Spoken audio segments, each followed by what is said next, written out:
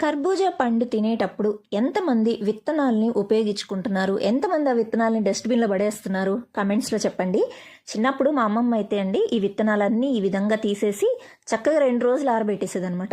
అలా ఆరబెట్టేసినవి టీవీ చూస్తూనో, ఎవరితోనైనా మాట్లాడుకుంటూనో చక్కగా టైం పాస్ చేస్తూ తినేవాళ్ళం అనమాట. సో అదే విధంగా దీన్ని మనం మిక్సీలో వేసి కూడా ఆ పౌడర్‌ని కూడా ఉపయోగించుకోవచ్చు. కాకపోతే దీన్ని ఇట్లా జల్లిల్ లాంటిది ఒకటి తీసుకొని సపరేట్ చేసేసి మంచిగా వాటర్ తోటి బాగా కడిగేసేయండి. మంచినీళ్ళు తీసుకొని చక్కగా కడిగేసుకొని ఒక 2-3 సార్లు కడిగేసి ఆ తర్వాత వాటిని ఎండలో పెట్టేసుకోండి. అవి ఏంటంటే బాగా ఎండిపోయిన తర్వాత మనము టైంపాస్ లాగా వాటిలో ఉన్న పప్పు తినచ్చు అనమాట. లేదంటే మిక్సీలో వేసేసుకొని ఆ పౌడర్ ఉంటుంది చూసారు కదా, అంటే దాని మీద ఉన్న పొక్కు అంతా తీసేసి పౌడర్ని మాత్రం జీడిపప్పు పేస్ట్ బదులుగా మనం కూరలోకి ఆ పౌడర్ వేసుకోవచ్చు. సో ఇలా ఎండబెట్టేసుకోవాలి. ఒక 2 రోజులు ఎండిపోయినాయి అనుకోండి, చక్కగా ఇట్లా పొడి పొడిగా తయారవుతాయి. ఆన్లైన్లో రేటు చూడండి ఒకసారి ఎంత ఉందో, 250 గ్రాములు వచ్చి 300 ఉంది.